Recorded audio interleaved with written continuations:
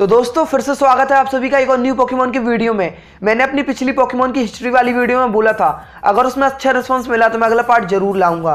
तो उसमें कमाल का रिस्पांस मिला है और वो सीरीज काफ़ी लोगों को बहुत पसंद आई है, इसलिए हम इस सीरीज को चालू रखेंगे और मैं बिगिनिंग से लेकर प्रेजेंट तक पूरा एक्सप्लेन करूंगा।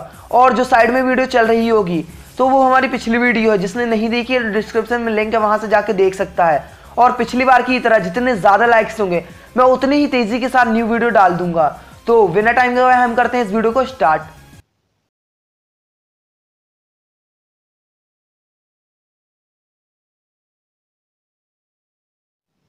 $300 मिलियन साल बीत गए और म्यू की पॉपुलेशन बहुत तेजी के साथ कम हो गई। ज़्यादातर म्यू इन्वायरमेंट के हिसाब से वैसे ही इवॉल्व हो गए, लेकिन अलग पोकेमॉन से भी बदल रहे थे गहरे पानी के अंदर, जैसे काबूटो, काबूटॉप्स, ओमिनाइट, ओमिस्टर, रैलिकेन, टेटोगर, कैराकोस्टा। ये सब तेजी के साथ बढ़ने लगे। कैराकोस्टा को टर्टल पोकेमॉन का फादर कहा जाता है क्योंकि उसी से सब टर्टल पोकेमॉन जन्मे हैं और उसी ने उन्हें बड़ा किया है। और यही सेम चीज़ जमीन में भी चल रही थी, जैसे एरोडेक्टल, एंशिएंट जेनेसेक्ट, एनोरेथ, आर्माल्डो, अर्चिन, अर्चॉप्स, लिलीप, क्रेडिली, क्रेडेनोस, रैम्पडोस, शेल्डॉन, एम्बेसडरॉन, ये सब भी पोकेमॉन की दुनिया में रहने लगे। बिल्कुल कैराकोस्टा की जैसे आर्चॉप्स को भी बर्ड पोकेमॉन का फादर कहा जाने लगा क्योंकि सभी बर्ड पोकेमॉन आर्चॉप्स की वजह से बने थे। 200 मिलियन ईयर्स बीते लेकिन ज़्यादा कुछ मेजर नहीं हुआ। सबसे आखिरी बार काइगर और ग्राउडन लड़े थे, लेकिन फिर अचानक एक दिन एक बड़ा सा म्यूटेओर अर्थ पर आकर गिरा जिसने बहुत से पोकेमॉन को खत्म कर दिया जैसे वो कभी थे ही नहीं। और 100 मिलियन ईयर्स गुजरे, अब इंसानों का जीवन भी स्टार्ट हुआ। आइस एज के टाइम पोकेमॉन जैसे स्वाइनअप, पेनोस्वाइन, मोमोस्वाइन, अमोरा, अरोरस, टोरेंट और टायरोंट्रम ये सब दूर दूर तक फैल गए। तब इंसान और पोकेमॉन एक साथ रहने लगे। अब यहाँ से पहला मेजर रिलीजन बना जो एंशिएंट लोग थे वो रेजिगिगस की पूजा करने लगे क्योंकि वो बहुत ताकतवर था।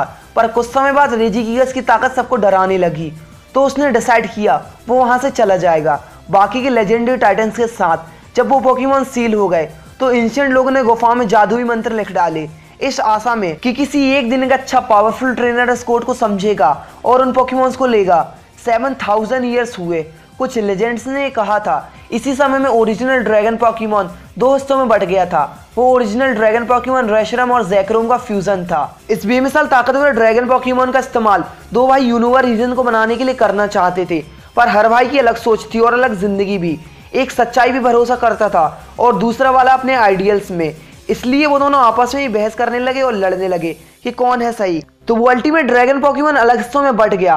क्यूरम को छोड़कर बाकी के दो महान पोकेमॉन्स में फिर से एक भयानक लड़ाई चालू हुई। वो दोनों ड्रैगन्स एक ही जैसे थे, वो एक दूसरे पर राज नहीं कर सकते थे। रेशरम मास्टर ऑफ फायर था और जैकरोम मास्टर ऑफ इलेक्ट्रिसिटी। आखिर में दो भाइयों को समझ आ गया कि वो अलग अलग हैं और दोनों अपनी जगह सही हैं। तब उन्होंने ये लड़ाई रोक दी, पर इन सब से रेशरम और जैकरोम ने पहले ही पूरा रीजन तबाह कर दिया था। जिस यूनिवर्स को बनाने में हजारों साल लगे थे वो सब बर्बाद हो गए। अब साल 3000 BC था जहां कैलोस में इंसान एक दूसरे का विरोध कर रहे थे और लड़ रहे थे। ये पहली इंसानों की लड़ाई थी। कई पोकेमॉन्स को एक दूसरे से लड़ने के लिए भेजा गया जिसका नतीजा हुआ बहुत से पोकेमॉन की मौत। उसी लड़ाई के बीच एक फ्लोटेड भी आ गया था जिसकी वजह से उसकी जान चली गई।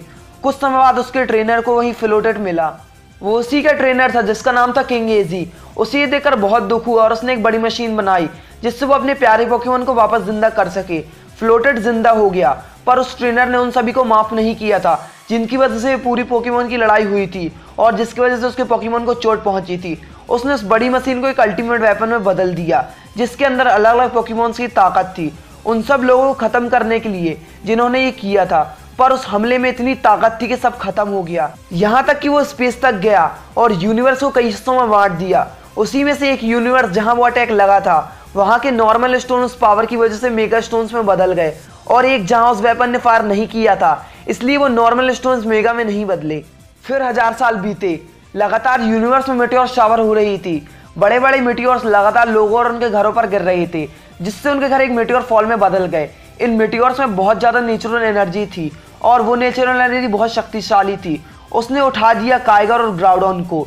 मिलियन साल गहरी नींद सोने के बाद उन्हें समझ आ गया दोनों को प्राइमल एनर्जी की जरूरत है, तो उन्होंने फिर से लड़ाई शुरू कर दी। जब उनने ज्यादा से ज्यादा प्राइमल एनर्जी को एब्जॉर्ब कर लिया वो अपनी ही आप प्राइमल फॉर्म में बदल गए।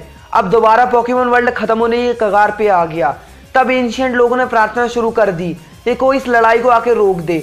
तब आसमान से रेक्वाजा आया। ये पहली बार था जब वो बिलियन ईयर्स के बाद आया। उस पवित्र एनर्जी और उनकी प्रेयर्स ने उस रेक्वाजा को मेगा फॉर्म दिया। ये पोकेमॉन हिस्ट्री का पहला मेगा फॉर्म था। इस फॉर्म ने रेक्वाजा को इतनी ज्यादा ताकत दी थी जिससे उसने इस महान लड़ाई को रोका और ग्राउडन और काइगोर को सालों के लिए सील कर दिया। तब रेक्वाजा को सभी ने पूजना चालू कर दिया और उसे पोकेमॉन वर्ल्ड के रक्षक के नाम से जाना जाने लगा।